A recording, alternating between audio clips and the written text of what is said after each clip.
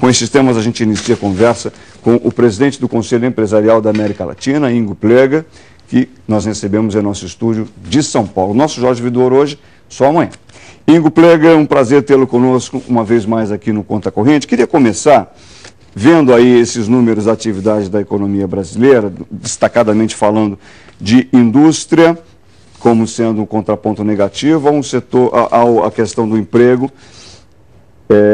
que dá sinais mais positivos, só que destacadamente em serviços, né, comércio, sobretudo. Que momento é esse que a economia brasileira está vivenciando? E eu quero partir do Brasil para daqui a pouco falar do continente latino-americano. Boa noite. Boa noite, Guto. As notícias no quadro geral são favoráveis, redução da inflação e uma estabilidade maior. E, por outro lado, a indústria que começa a mostrar uma ociosidade. Certamente teremos aí um quadro para os próximos meses um pouco mais preocupantes para a indústria, porém, no quadro geral, podemos destacar que estamos num caminho muito bom em relação a muitas outras nações. Os investimentos estrangeiros diretos aumentando, a parte nossa do comércio bilateral e internacional mostra um saldo positivo. Então, o quadro geral, na verdade, não é tão ruim assim. Temos, sim, pontualmente agora, a indústria tendo uma situação mais crítica e, como você mesmo mencionou, o Banco Central está tomando medidas e essas medidas estão corretas e nós precisamos aliviar o crédito e, em seguida, nós teremos que fazer uma série de outras reformas ainda para aliviarmos o nosso fardo que estamos carregando por muitos anos.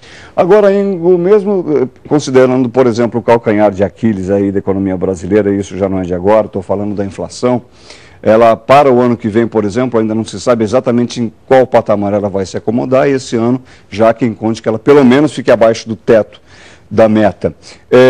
Preocupa o quadro de inflação no Brasil a esta altura ou ele pode ser perfeitamente acomodado, inclusive com a política de corte de juros que o Banco Central, como você rememorou, vem operando?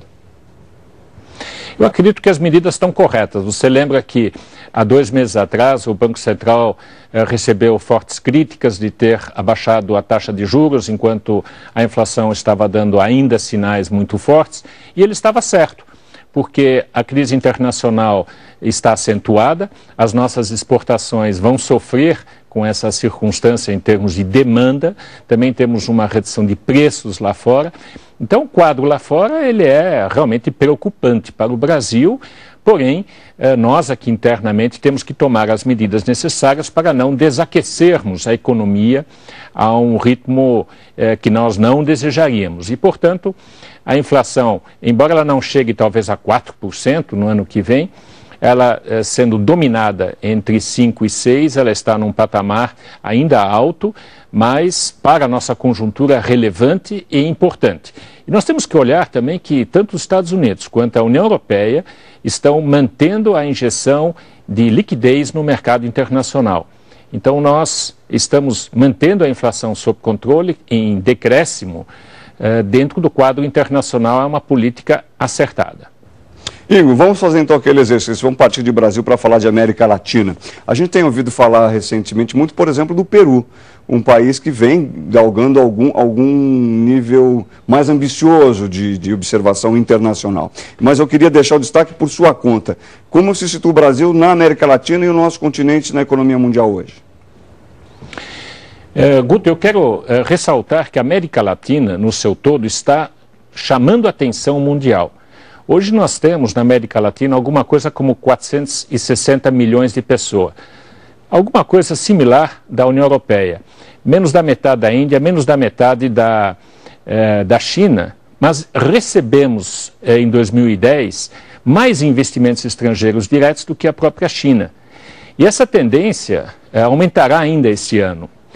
E a América Latina como um todo terá um crescimento nos próximos anos algo em torno de 4%. Então, enquanto a União Europeia está patinando entre 0 e 1, os Estados Unidos estão por volta de 1, o Japão está mais ou menos no zero, nós, América Latina, estamos crescendo em 4%.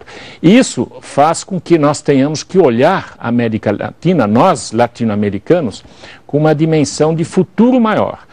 E é uma das razões pelas quais os empresários estarão se reunindo, inclusive na semana que vem lá na CNI, para fazer um exercício de visões de Américas mais 10, junto com a CNI, para olharmos um pouco como é que essa América do Sul, América Central, e como é que nós poderíamos estar agindo melhor na integração e nesses esforços em conjuntos. A gente vai voltar a falar daqui a pouquinho, até pelo caminho da crise europeia também. Por hora, obrigado, Ingo, e até já.